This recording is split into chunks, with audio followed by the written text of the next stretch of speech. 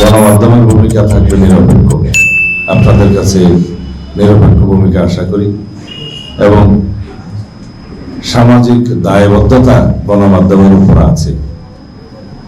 গণমাধ্যমের সমস্ত নিয়ন্ত্রণ বা শৃঙ্খলা এগুলোর জন্য আলাদা প্রেস ইনস্টিটিউট আছে এবং আলাদা সংস্থা আছে, বডি আছে সাংবাদিকদের সবকিছু অভিযোগ তদন্ত ইত্যাদি করার জন্য নিশ্চয়ই।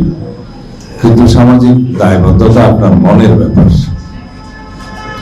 আপনি মিস ইনফরমেশন বা ডিসইনফরমেশন দিয়ে সমাজে কোন রকমের বিভ্রান্তি যাতে সৃষ্টি না হয় সেই দায়িত্ববোধটা আপনাকে পালন করতে হবে, সাংবাদিকদের পালন করতে হবে। বিএনপি আমরা 31 দফাতেই প্রতিশ্রুতি দিয়েছি এদেশের গণমাধ্যমের পূর্ণাঙ্গ স্বাধীনতা নিশ্চিত করব। আমাদের ইশতেহারেও সেই কথা বলা আছে। গণমাধ্যমের জন্য আলাদা সংস্কার কমিশন করে সে সমস্ত রিপোর্টের ভিত্তিতে আমরা প্রয়োজনীয় ব্যবস্থা নেওয়ার অঙ্গীকার করেছি। ইতিমধ্যে একটা গণমাধ্যম সংস্কার কমিশন গঠিত হয়েছিল অন্তর্বর্তীকালীন সরকারের সময়, তারাও রিপোর্ট দিয়েছে। সেই রিপোর্টগুলো আমরা পর্যালোচনা করব ইনশাআল্লাহ। যে দেশে গণমাধ্যমের স্বাধীনতা নিশ্চিত করা হয়েছে সেই দেশের গণতন্ত্র শক্তিশালী হয়েছে এবং গণতান্ত্রিক কাঠামো, গণতান্ত্রিক প্রতিষ্ঠানগুলো শক্তিশালী করার মধ্য দিয়েই গণতন্ত্রকে সত্যিকারভাবে শক্তিশালী করা যায়। এই গণতান্ত্রিক কাঠামোর, রাষ্ট্র কাঠামোর গণতান্ত্রিক সংস্কারের মধ্য দিয়ে একটি সংস্কারকৃত বাংলাদেশ, যার শহীদের স্বপ্ন ছিল, সেই বাংলাদেশ প্রতিষ্ঠার জন্য আমরা প্রতিশ্রুতিবদ্ধ। সেই রাষ্ট্র কাঠামো, গণতান্ত্রিক সংস্কার, সংবিধানের গণতান্ত্রিক সংস্কারের জন্য আমরা দীর্ঘদিন কাজ করেছি জাতীয় ঐক্যমত্য কমিশনে।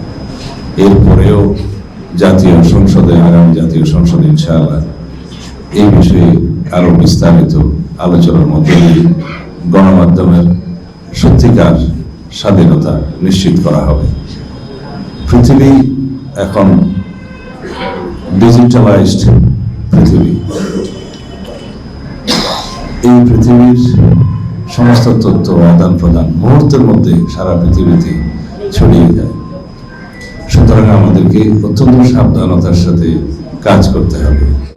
বলা হয় এই যে দেশের গণমাধ্যম নিরপেক্ষভাবে স্বাধীনভাবে ভূমিকা পালন করে সেই দেশের গণতন্ত্র অত্যন্ত শক্তিশালী হয়। এটা পৃথিবীর বিভিন্ন দেশে আমরা দেখেছি।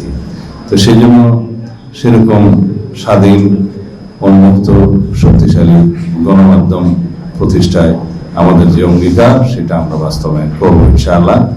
তবে সাংবাদিক সমাজের, গণমাধ্যমের সকলের সংশ্লিষ্ট মালিক, সাংবাদিক সহ সকলেরই সহযোগিতা প্রয়োজন।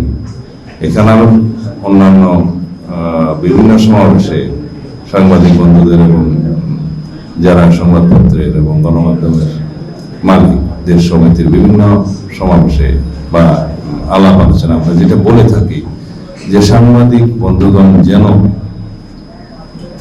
মালিকের চাকরি না করে, বিবেকের চাকরি করে।